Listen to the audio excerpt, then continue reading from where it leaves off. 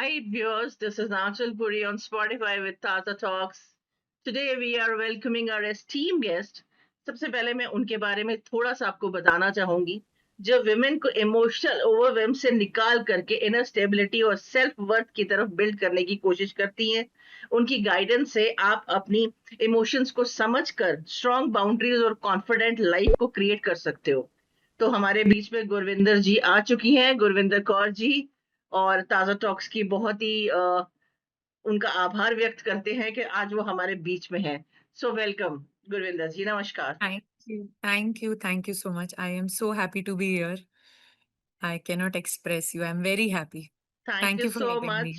Thank you so much. And I am really blessed to having you here. Thank you. Thank you so much. जी, because ये platform सिर्फ genuine लोगों को ही represent करता है। इसके लिए हम लोग बहुत ही मेहनत करते हैं और मेहनत से जब हम जेम्स निकाल के लाते हैं तो हमारे लिए एक बहुत अचीवमेंट की बात हो जाती है। तो you are one of them, definitely. Yes. जी। So Thank you. Tell us I'm so something honored. About yourself to our viewers. Okay. So, before becoming a coach, I was a very overwhelming person.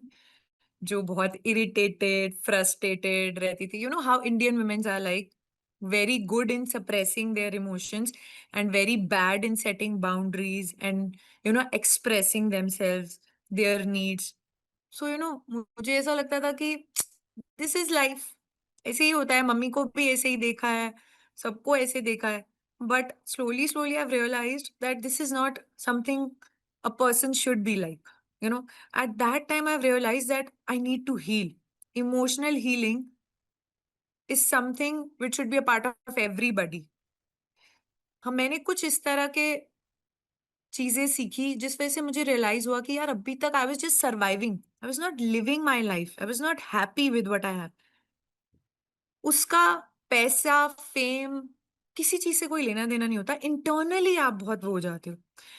और जब मैंने सीखा तो मुझे ऐसा लगा यार ये तो घर घर की कहानी है, ये तो हर इंडियन वुमेन फेस कर रही है. At that moment, I've realized that I need to spread this knowledge to as many women as I can. Because women are a foundation of a house. एक राइट। औरत एक घर की foundation होती है. अगर कहते हैं ना लक्ष्मी वहां निवास करती हैं जहां घर की औरत की लक्ष्मी, इज्जत होती है। औरत, राइट। जो आपकी बीवी खुश है, संपन्न है, मैं वहां निवास करती हूँ. ये जब तक आपकी वाइफ या एक घर की एक औरत खुश नहीं है ना, तो वहाँ चीज़ें स्टेबल नहीं होती हैं. हमें लगता है कि उस घर में शांति है, लेकिन वो शांति एक एक्चुअल में एक साइलेंस होती है, वो पीस नहीं होता है. So at that moment I have realized that this is the purpose of my life and I want to become an emotional stability coach, specially for married women. This is what my absolutely. purpose of life is. I want to help as many women as I can, because whatever I have faced in my life, I don't want anybody else to be there. This is all. Absolutely right you are. Yeah. तो गुरविंदर जी, आपकी journey का turning point जो था आपने बताया, जहाँ से emotional healing का पाथ शुरू हुआ। Yeah. ठीक है। इमोशनल ओवरवेल्म एक्चुअली होता क्या है और कैसे आइडेंटिफाई करें कि हम उस स्टेज पे हैं। See, I feel overwhelmed होता है जब आपके इमोशंस इतने इंटेंस हो जाते हैं that you are not able to process them. जैसे कि over thinking, excess of over thinking होता है ना. आज हुआ एक situation, we are keep on thinking about that for like 2 days, 2 weeks. Sometimes people are holding inside something which has happened 20 years ago. उन्होंने ऐसा किया था, मैं कभी नहीं भूल सकता. ना। ओवर थिंकिंग, इरिटेशन, छोटी छोटी बातों पे ब्रेक डाउन हो जाना, छोटी छोटी बातें ट्रिगर कर जानी. This is a sign of overwhelm and that is when you should recognise that I need help. Because consciously or unconsciously you are passing this trauma to everybody else in your house. हम मतलब मेरा turning point literally ये था जब मैं एक mother बनी, क्योंकि मैं ना अपने बच्चे पे बहुत पास ऑन कर रही थी ये चीजें. उस वक्त मेरे को रियलाइज हुआ कि यार ये डिजर्व नहीं करता. तब मैंने एक्चुअल में ये स्टेप लिया कि मुझे बदलना है. उससे पहले तो बस चल रही थी लाइफ, ऐसे ही कट रही थी लाइफ. जी। तो ये अवेयर होना दैट दिस इज ओवरवेलमिंग यही एक बहुत बड़ा टास्क होता है और इसके साइन्स है यही excess of irritation, short tempered हो जाना, छोटी-छोटी बातों पे ब्रेक डाउन हो जाना, रोना आ जाना। These are the signs. जी, जी, जी, जी। मैम आजकल लोग स्ट्रॉन्ग दिखते हैं, बट अंदर से बहुत फ्रेजाइल होते हैं, है ना? इसका रीज़न क्या है? 100% सप्रेशन ऑफ योर इमोशंस। जब आप खुल के इमोशंस एक्सप्रेस नहीं कर पाते हो, तो क्या होता है कि वो ना कहीं और दिखते हैं हमारे। दब जाता अ, है। बिल्कुल, I give you an example. अ, आपको अपने घर की सफाई करनी है, घर में बहुत सारी मिट्टी निकली, instead of throwing that dust out of your house आपने उसे कारपेट के अंदर डाल दिया और राइट, आपको लगा अब मेरा घर साफ है। धीरे-धीरे आपको साइन्स दिखने शुरू होंगे, आपको थ्रोट इन्फेक्शन हो जाएगा, आपको डस्ट एलर्जी हो जाएगी, आपको आप जल्दी बीमार हो जाया करोगे, आपकी इम्यूनिटी लो हो जाएगी। पर एक्चुअली में वो स्टार्ट कहाँ से हुआ? आपको लगा वो मिट्टी घर के बाहर चली गई, बट आपने सिर्फ उसको दबा दिया। This is like with our body also, this is our home. हमने अपने इमोशंस को ना सप्रेस कर दिया, जी, कार्पेट के अंदर घुसा दिया ये सोच के कि मैंने बोला नहीं तो वो निकल गया, मैं भूल गई। बट हम भूलते नहीं हैं, वो अंदर रह जाते हैं और उस वजह से ना हम बहुत फ्रेजाइल हो जाते हैं। इसका मतलब हम बहुत जल्दी ट्रिगर कर जाते हैं छोटी-छोटी बातें हम। बात करने कुछ और गए, अगर उन्होंने मना कर दिया तो चिल्ला दिए एकदम से। सोचा भी नहीं था कि शाउट करेंगे, एकदम से रोना आ गया, एकदम से हुँ, गुस्सा आ गया। So all these suppression has make us very fragile by हमें लगता है ये हमारी स्ट्रेंथ है, but this is actually our weakness, it's not our strength. या राइट। सेल्फ वर्थ की अगर हम बात करते हैं, तो इसको बिल्ड करना इतना डिफिकल्ट क्यों होता है स्पेशली वुमेन्स के लिए? क्योंकि ना उनका एक माइंडसेट बन जाता है ऐसा, उनकी ना अपब्रिंगिंग ऐसी होती है। अपब्रिंगिंग का मतलब होता है जैसे हमारे पेरेंट्स, हमारी सोसाइटी, हमारे फ्रेंड्स एंड फैमिली कोई वो जानबूझकर नहीं करते हैं बट उन्हें इतनी नॉलेज नहीं होती है। इग्नोरेंस में वो ये सब कर देते हैं कि बेटा ऐसे मत बैठो, ऐसे मत हँसो, इतने बजे के बाद बाहर मत जाओ, ये घर तुम्हारा नहीं है, अब वो घर तुम्हारा है।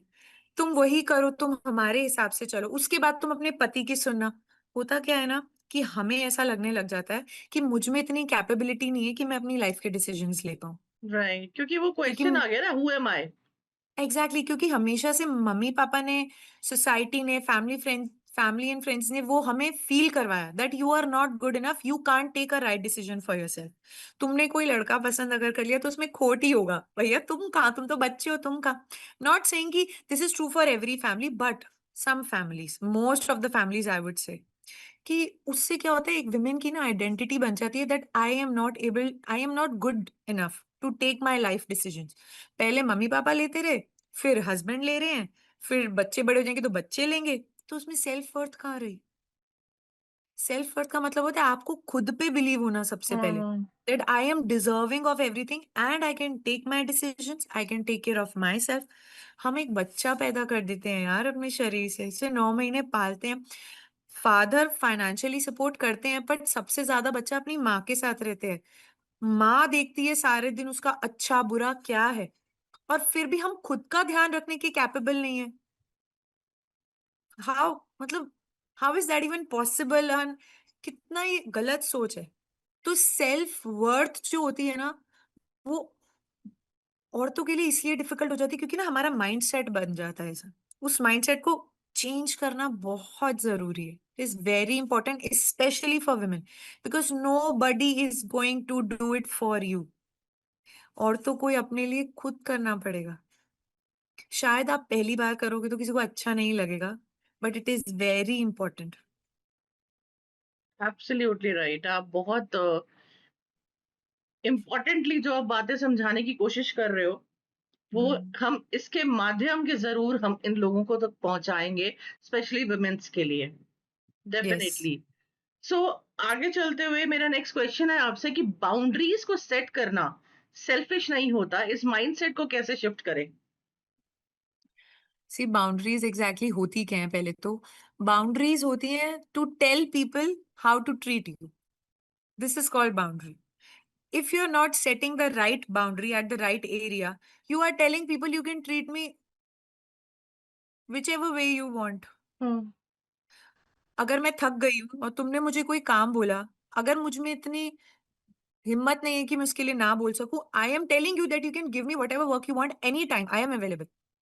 This is called setting boundaries and it is never going to be selfish. क्योंकि ऊपर-ऊपर से तो हम हाँ बोल देते हैं, अंदर से ना हम घुटते हैं, हम उनके बारे में बुरा सोचते हैं कि वो मेरे बारे में नहीं सोचते, बट क्या आपने एक्सप्रेस करा?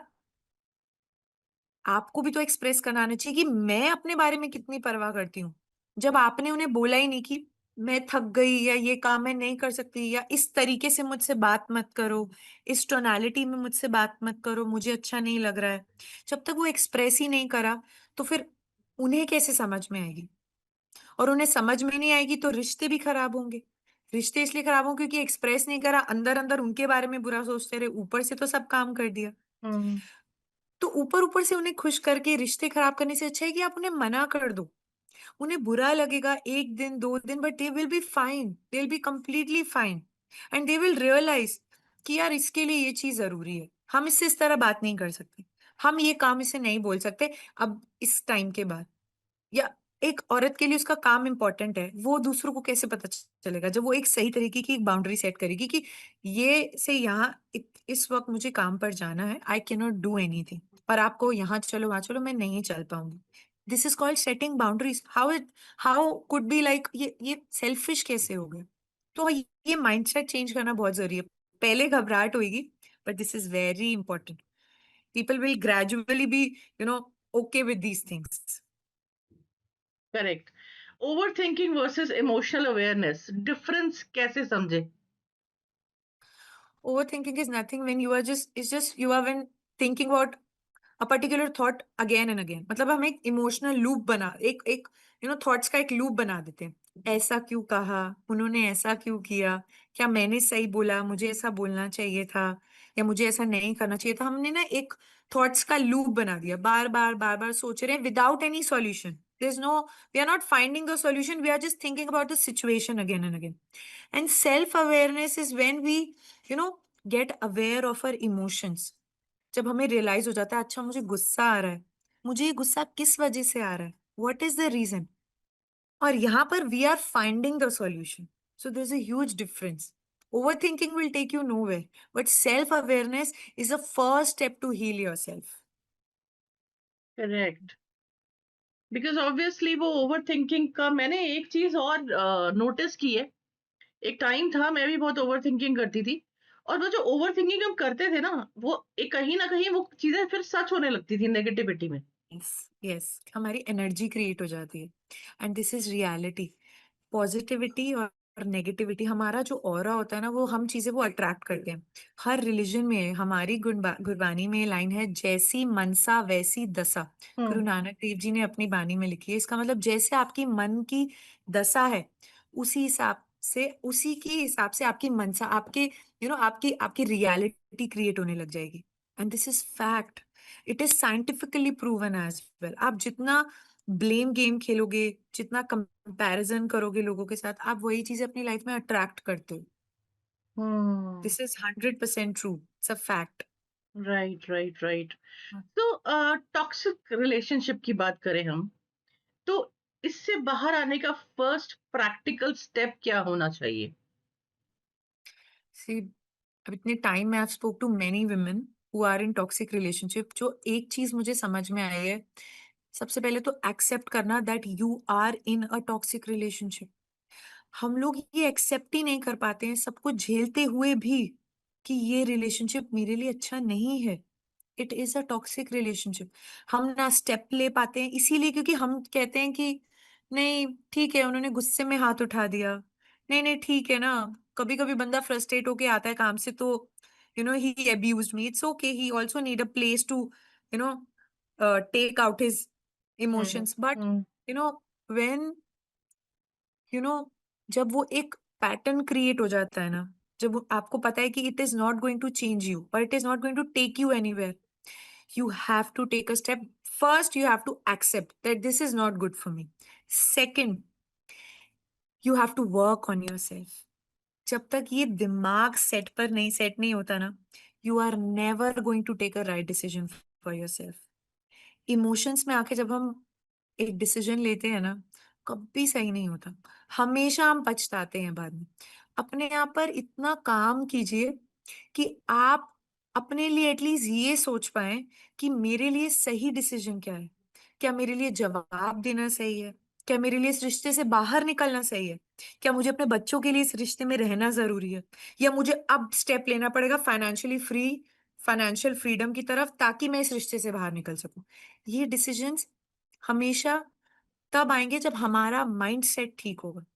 जब आप ही अंदर से इतना इतना घुट चुके हैं, इतना परेशान हो चुके हैं, आप एक सही डिसीजन नहीं ले पाएँगे। नहीं so let practically first start accepting that this is something not good for you, and then start working on yourself. It is a possibility that you can take a right decision for yourself. That's it, I would say. Right. Emotional triggers को control करने के लिए daily routine में क्या add करना चाहिए? See, there are few very simple but very powerful activities that I have adapted in my life in past 1.5 year. And I feel अगर सबके लिए पॉसिबल हो तो ये ज़रूर करना चाहिए। बहुत बेसिक है, सबने बहुत सुनी भी होंगी। It's like number 1 thing is you have to write gratitude every single day. Journaling? Right, yes. Journaling is something कि आप अपनी फीलिंग्स लिख रहे हो जो भी आपके दिमाग में, but writing gratitude is, you know, right 10 things और 5 thing whatever you feel comfortable with that you are grateful for. Like, I am grateful for this healthy body, I am grateful for a roof on my head. क्योंकि क्या होता है ना, इस materialistic world में हर किसी को ना कुछ अचीव करना है। तो वो अचीव करने की दौड़ में ना, वो ये तो उसको पता है उसको क्या अचीव करना है, बट वो ये भूल जाता है उसके पास है कितना। अगर हमने देख लिया कि हमारे नेबर ने, हमारे रिलेटिव ने एक घर ले लिया बड़ा, जो हमारा ड्रीम हाउस है, तो हम अपने घर के लिए तो ग्रेटफुल तो क्या ही होंगे, हम एक कंपैरिजन में, एक जेलसी में चले जाएंगे चले कि जाएँगे, मैं राइट। क्यों नहीं वो अचीव कर पा रही। तो जब हम सुबह उठ के सिर्फ ये चीज़ें लिख लेना कि मैं बहुत गुज़ार हूँ भगवान कि आपने मुझे एक घर दिया। Most of the people are just dreaming of this beautiful life. मुझे एक हस्बैंड दिया या मुझे बच्चे दिए। मतलब when I was in hospital, when I go to the hospital, when I was pregnant, I literally saw people 40, 45 years and they were, talking to doctor that we want to conceive, but we are not able to. So blessed that you have a child. Hmm, Feel blessed that आपको आपको इतना सुंदर, you got delicious food 3 times a day. तो ये practice, I swear it can change your life. आपकी energy shift हो जाएगी and that is how you can attract more in your life.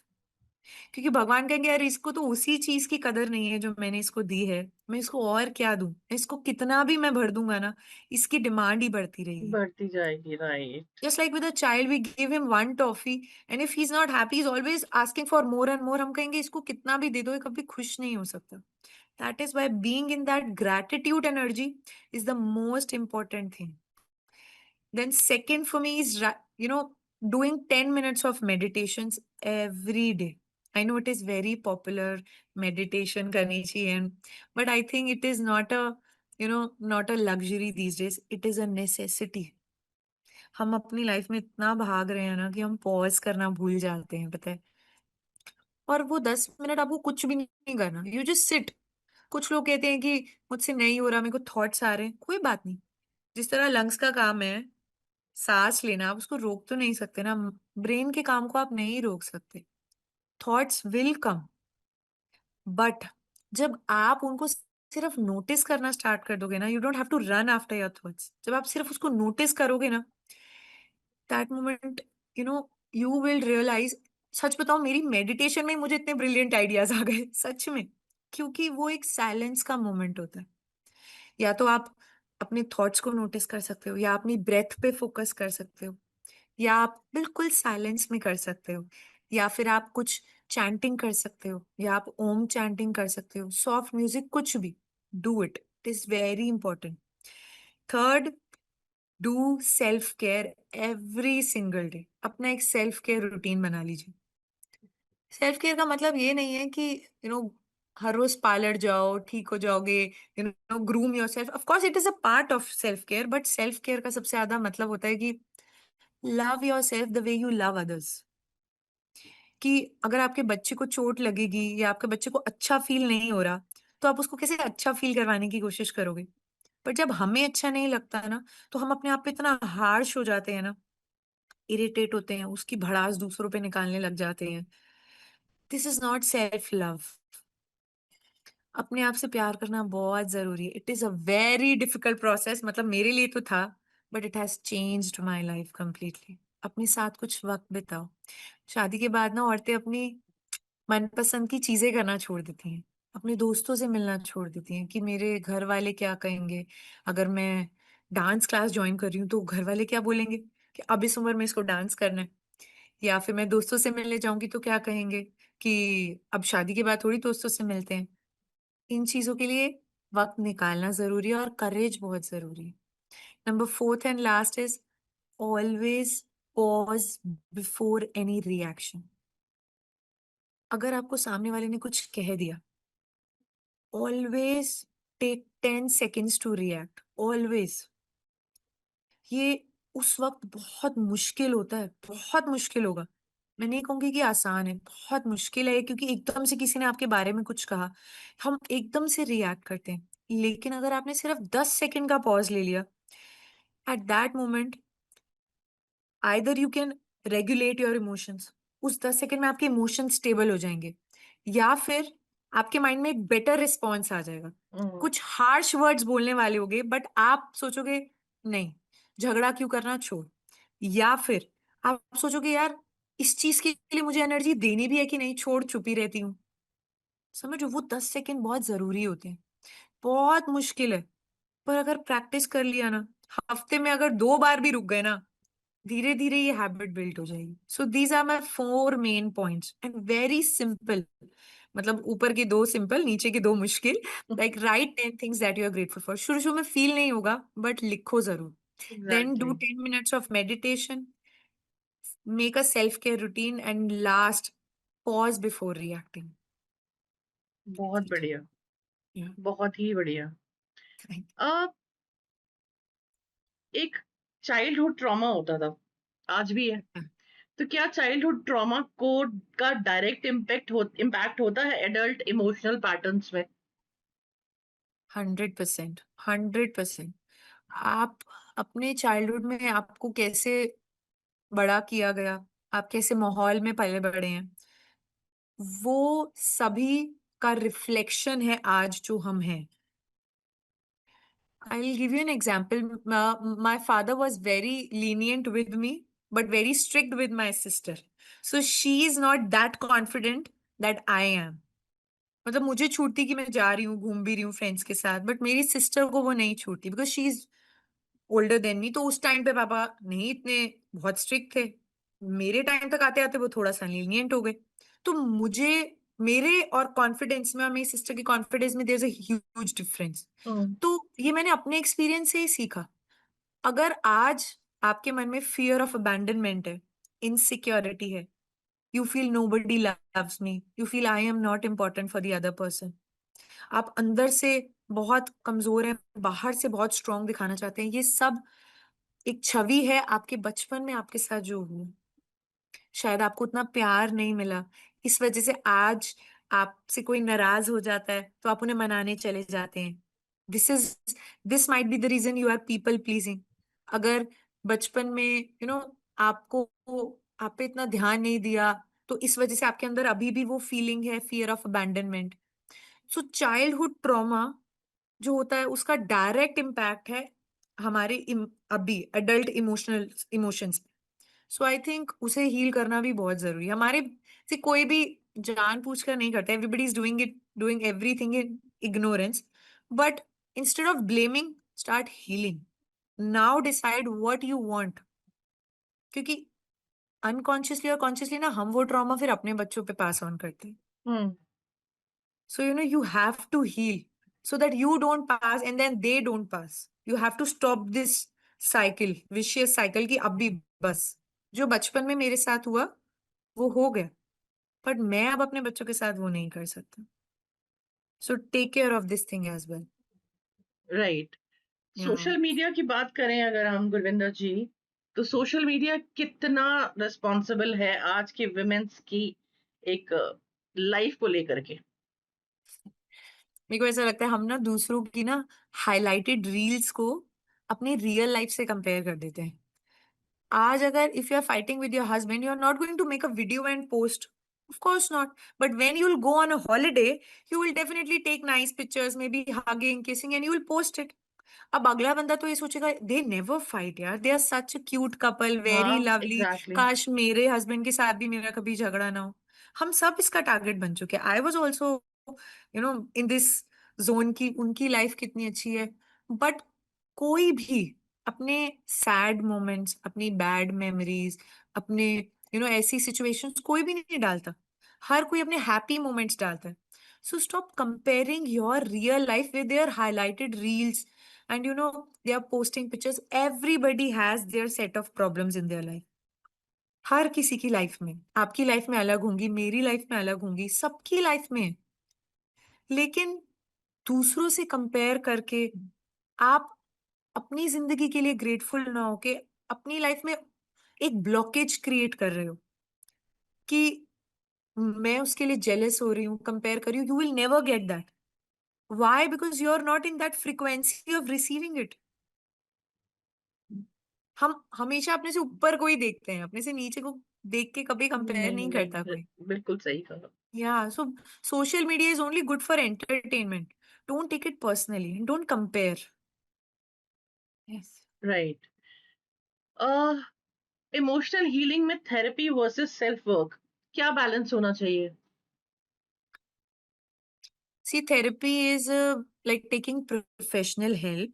And therapy से क्या होता है, हमें ना एक अवेयरनेस आ जाती है कि हाँ मुझ में क्या क्या प्रॉब्लम्स आ रही है। अभी तक हमें लगता है गुस्सा आ रहा है, लेकिन हमें उसके पीछे का रीजन तो नहीं पता होता ना। अभी आपने बहुत अच्छा क्वेश्चन पूछा, चाइल्डहुड ट्रॉमा वाला। मुझे कभी भी नहीं पता था कि ये भी कोई चीज होती है। क्या मैं आज जो गुस्सा फील कर रही हूँ वो क्या मेरे बचपन का कोई रीजन था? But when I got to know about this, when I took professionals help, जब मैं अपने मेंटर के पास गई सीखने, तो मुझे रियलाइज हुआ कि थेरेपी कितनी जरूरी थी। और सेल्फ वर्क जो होता है, it is like a part of it. Therapist जो होते हैं, एक प्रोफेशनल हेल्प आपको पॉइंट ए से पॉइंट बी पे लेके जाने के लिए एक सॉल्यूशन देंगे। Hmm. But if you don't work on your self, you are never going to transform. So therapy with self work.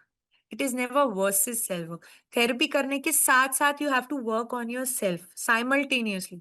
मैं आपको आज 10 सॉल्यूशन बता दूंगी, लेकिन अगर आप अपने पे काम नहीं करोगे तो वो सॉल्यूशन वो रिजल्ट कैसे आएगा? एक्चुअली करना तो हमको ही है ना। Exactly exactly my point. So transformation के लिए सेल्फ वर्क, बट अवेयरनेस के लिए थेरेपी। जी। सो आपके एक्सपीरियंस में सबसे कॉमन मिस्टेक क्या है जो लोग हीलिंग जर्नी में करते हैं? Getting very impatient. मतलब उनको लगता है आज कोई सॉल्यूशन मिला, एक हफ्ते में मैं बिल्कुल एक शांत इंसान बन जाऊंगा, मुझे कभी गुस्सा नहीं आएगा, लाइफ में सब सेटल हो जाएगा। Getting very impatient. See healing is not linear, it takes time, a lot of time for some people. So it is completely depend on you. But getting very impatient for the results और अपने रास्ते बदलने बार बार, नहीं this is not working for me, let me try this, let me try that, no. Even after I am in this process for last 1.5 2 years, but still 10 में से शायद 2 बार मैं भी बहुत जल्दी ट्रिगर हो जाती हूँ। Hmm. It is a process. और मैं सोचूं अरे मेरे को तो 2 साल हो गए करते हुए और अभी तक हील नहीं हुआ, let me just leave this, let me do something else. It hmm. Is never going to work. Right. So healing में काम क्या करता है? Have trust on yourself and the person you are learning from. This is right. very important. Yeah. Right. कोई ऐसी transformation story, success story जो आपके दिल को, आपके this that is like which is touched by heart? Yes. One of my student, when I went to my mentor, for the first time I spoke to her, I cried. अपने आप ही आ गया क्योंकि emotions बहुत हिले डुले थे। तो अपना life का कुछ शेयर करते करते ना एकदम रोना आ गया। स्लोली स्लोली मैं थोड़ा बेटर हुई। तो जब मेरे पास एक क्लाइंट आई, उन्होंने सेम वही प्रॉब्लम्स शेयर करी जो मेरे लाइफ में थी and she cried a lot and मुझे ऐसा लग रहा था I can see my reflection in her. Hmm, मुझे ऐसा लग रहा था कि आई एम और उनसे बात करके एक्चुअली में वो एक फर्स्ट टाइम मुझे रियलाइजेशन हुई थी कि लाइफ में हम प्रॉब्लम्स को ब्लेम करते हैं। मैं अब तक ब्लेम ही करती आ रही थी। लेकिन उस वक़्त उनसे बात करते वक़्त मुझे ये रियलाइज़ हुआ कि आज मैं इस जगह पर बैठी हूँ क्योंकि वो चीज़ें मैंने अपनी लाइफ में देखी and I am able to help her. I helped her and I swear in just 5 sessions she said Gurvinder I am a new person I was just craving for this version. We are still 4 sessions left and मैंने उनको सिर्फ इतना कहा था कि देखो मैं आपको कुछ नया नहीं सिखाऊँगी। मैं आपको सिर्फ वो सिखाऊँगी जो आपने सुना हुआ है, आपको पता भी है। हुँ, बट आज आप सीरियस हो, आपने अपने लिए सीखने का डिसीजन लिया है, आपके ऊपर लैंड करेंगी ये चीज़ें। खुद के लिए आई वक़्त निकाला है। Swear in just 5 sessions and I am not taking the credit, it's just God. आज मैं सोचती हूँ उन्होंने मेरी लाइफ में दिक्कतें डाली ताकि मैं उनसे सीखी और तभी तो सिखा पा रही हूँ। अगर वो प्रॉब्लम नहीं आती तो मैं सिर्फ एक थ्योरेटिकल नॉलेज बता रही होती। आई am not teaching from theory, I am teaching from my own experiences. Every single problem I have faced, I have learned something and I have become a new person. I swear if you'll see me 3 years before, you wouldn't recognize me कि मैं खुद कोई कह ही नहीं सकता था आज मैं इस चेयर पे बैठ के ऐसे पॉडकास्ट कर रही होंगी आपके साथ सच में। जी, जी, सो जी। This story with when I spoke to her it just touched my heart. मुझे अपना रिफ्लेक्शन लगा और मुझे रियलाइज हुआ कि यही मेरी लाइफ का पर्पस है, बस सीखते जाओ और सिखाते जाओ वाला। जी। हाँ। अगर कोई अपनी लाइफ़ को रीसेट करना चाहता है इमोशनली, तो शेयरिंग कहाँ से क स्टार्टिंग कहाँ से करे? अ, सबसे पहली चीज़ है अवेयरनेस। जब आपको अपने इमोशंस की अवेयरनेस हो जाएगी ना, आप उसको ठीक कर सकते हो। एक पॉसिबिलिटी है, जैसे मेरा before I became a mother मुझे पता ही नहीं था कि मेरे को प्रॉब्लम चल रही है लाइफ में। लेकिन जब मैं अवेयर होना शुरू हुई कि यार मेरी ट्रिगर्स मेरे बच्चे के भी ट्रिगर्स बनते जा रहे हैं। मेरा गुस्सा उसका गुस्सा बनता जा रहा है, क्योंकि बच्चे तो एक ब्लैंक कैनवस होते हैं। जो उन पे डाल दो वही वो बन जाते वही हैं। बन जाते हैं। गुस्सा तो गुस्सा, इरिटेशन तो इरिटेशन, फ्रस्ट्रेशन तो frustration. Awareness is very important. Then acceptance is very important. You don't have to be very harsh on yourself. Accept, okay, I am feeling jealousy. It's okay. I am a human being. I can work on this. Accept whatever you are feeling. Don't judge yourself. Don't be harsh on yourself. Then, third, take responsibility. हर रोज खुद से ये बात बोलो, I am responsible. मैं responsible हूँ जो मैं महसूस कर रही हूँ। Because of you, I am crying all the time. Because of you, I am so angry और मैं इतना इरिटेटेड रहती हूँ।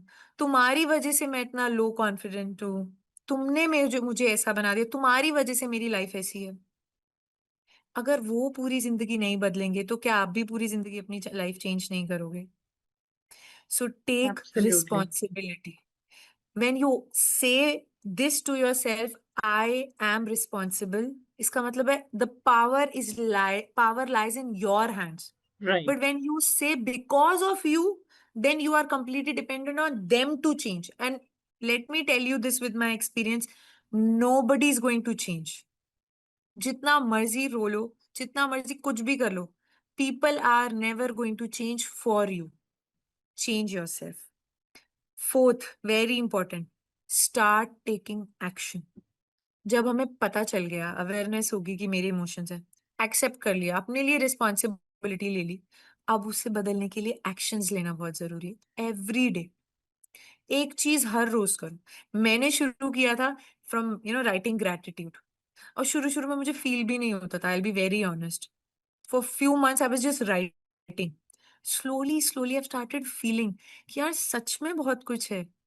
और फिर मैं ना वो ब्लेम की और कंपैरिजन से थोड़ा-सा दूर हट गई, कि ये नहीं है, वो नहीं है, इसकी वजह से नहीं है, उसकी वजह से नहीं है। ग्रैटिट्यूड में आ गई ना, तो मैं एक्शन लेने लग गई, कि यार है तो सही, अब जो है उसके साथ क्या करना है? बदलने का वेट तो नहीं कर सकती। Then last and very important, stay consistent with your actions. Just like I've said कि 2 साल पहले मैंने स्टार्ट करी अपनी जर्नी, आज भी कभी-कभी गुस्सा आ जाता है। छोटी-छोटी बातें कभी-कभी बहुत ट्रिगर कर जाती हैं। It is a process. Gradually you will change. पहले तो अगर 10 होता तो 10 में से 10 बार आ जाता था। आई वुड से 12 बार आ जाता था। बट अब 10 में से 2 बार ही आता है because I was consistent. Hmm, So first aware of your emotion, then accept it, then take responsibility of it, then take action towards it, and last, stay consistent with your actions. This is right, very powerful. बिल्कुल। एक rapid fire round करेंगे आपके साथ, Sure. ठीक है? Yes. Overthinking या ओवरफीलिंग?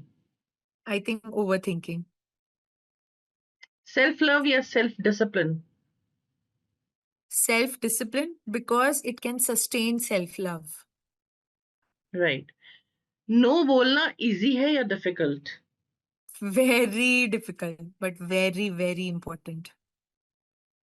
Healing takes time या healing is a choice? I think both. Healing is a choice and it is definitely going to take time. Correct. Trust easily या trust wisely? Trust wisely, very important. Emotional होना weakness है या strength है?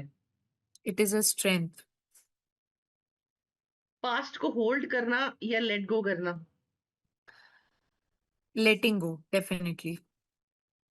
Silence या confrontation? Uh, Confrontation depend on the situation also and confront very consciously also.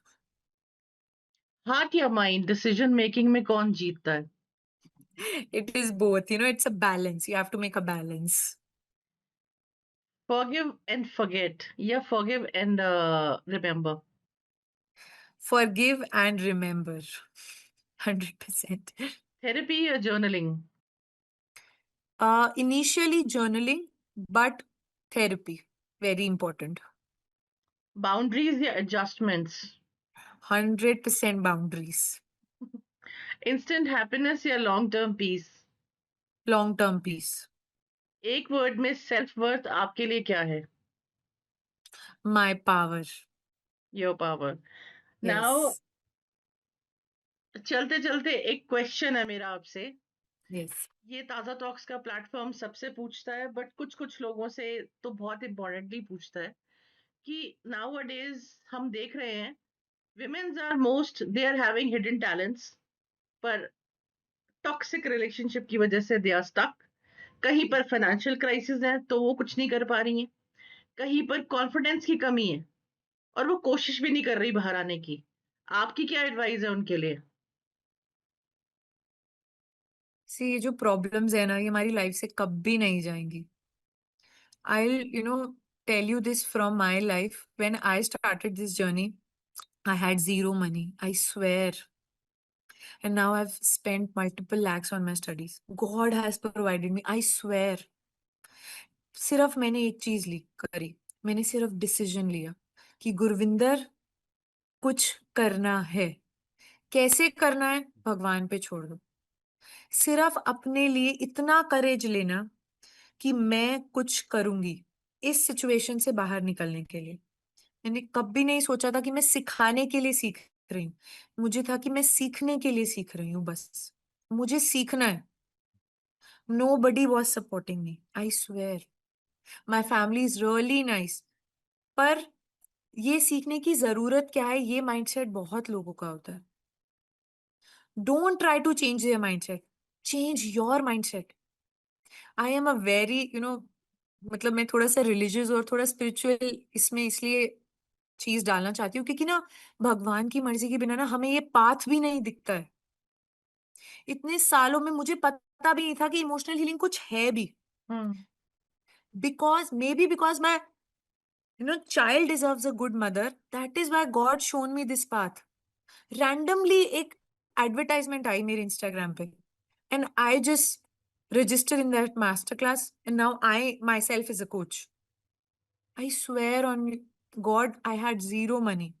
It's not like I had financial issues. It's just that I was not financially independent. I had to ask money from my husband.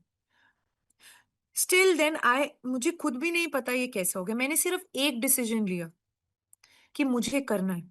Life में आप अपनी situations तब तक नहीं बदल सकते जब आप खुद को नहीं बदलोगे। और आपका ओल्ड वर्जन वो चीजें हैंडल भी नहीं कर सकता। एक नया वर्जन बनना पड़ेगा एक नई लाइफ को अट्रैक्ट करने के लिए। शुरू में कोई सपोर्ट नहीं करता है। ये सबके साथ है। मुझे भी किसी का सपोर्ट नहीं मिला था। सिर्फ और सिर्फ एक चीज करनी होती है। डिसीजन लेना है। God will support you. He has supported me immensely, I can not tell you.